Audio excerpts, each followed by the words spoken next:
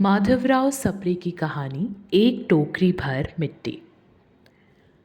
किसी श्रीमान जमींदार के महल के पास एक गरीब अनाथ विधवा की झोपड़ी थी। जमींदार साहब को अपनी महल का अहाता उस झोपड़ी तक बढ़ाने की इच्छा हुई। विधवा से बहुतेरा कहा कि अपनी झोपड़ी हटा ले, पर वह तो कई जमाने से वहीं बसी थी।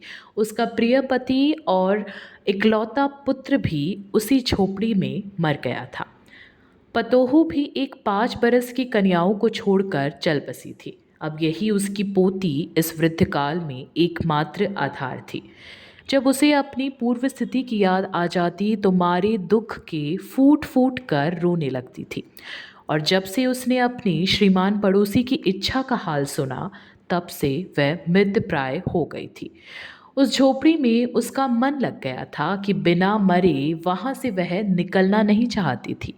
श्रीमान के सब प्रयत्न निष्फलन हुए। तब वे अपनी जमींदारी चाल चलने लगे। बाल की खाल निकालने वाले वकीलों की थैली गरम कर उन्होंने अदालत से झोपड़ी पर अपना कब्जा कर लिया और विधवा को वहां से निकाल दिया। बेचारी अनाथ तो थी ही, पास पड़ोस में कहीं जाकर रहने लगी। एक दिन श्रीमान उस झोपड़ी के आसपास टहल रहे थे और लोगों को काम बतला रहे थे कि वह विधवा हाथ में एक टोकरी लेकर वहां पहुंची।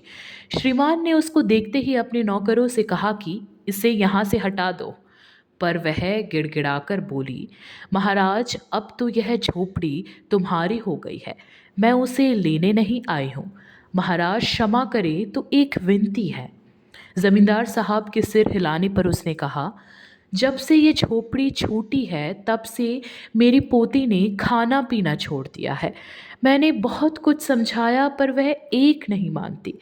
यही कहा करती है कि अपने घर चल, वहीं रोटी खाऊंगी। अब मैंने ये सोचा कि इस झोपड़ी से एक टोकरी भर मिट्टी लेकर उसी का चूल्हा बनाकर रोटी पकाऊंगी। इससे भरोसा है कि वह रोटी खाने लगेगी। महाराज, कृपा करके आज्ञा दीजिए तो इस टोकरी में मिट्टी ले जाऊं। श्रीमान ने आज्ञा दे दी।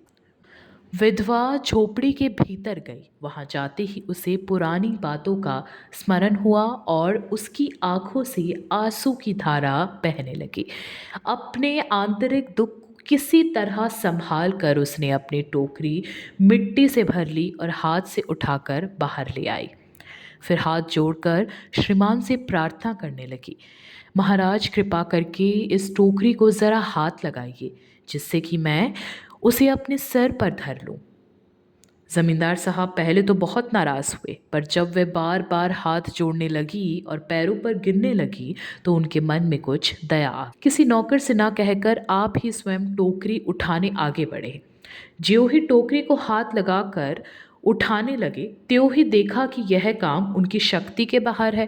फिर तो उन्होंने अपनी सब ताकत लगाकर टोकरी को उठाना चाहा, पर जिस स्थान पर टोकरी रखी थी वहां से वह एक हाथ भी ऊंची ना हुई।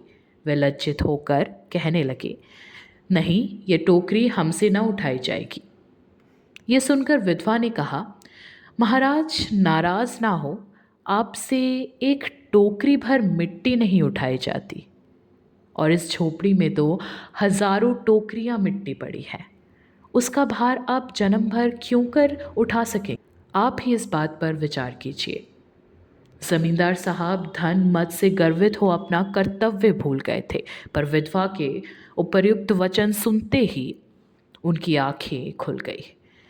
कृतकर्म का पश्चाताप कर उन्होंने विधवा से क्षमा मांगी और उसकी झोपड़ी वापस दे दी। इस आवाज़ को सुनते रहने के लिए सब्सक्राइब करें वॉइस विस्तार को।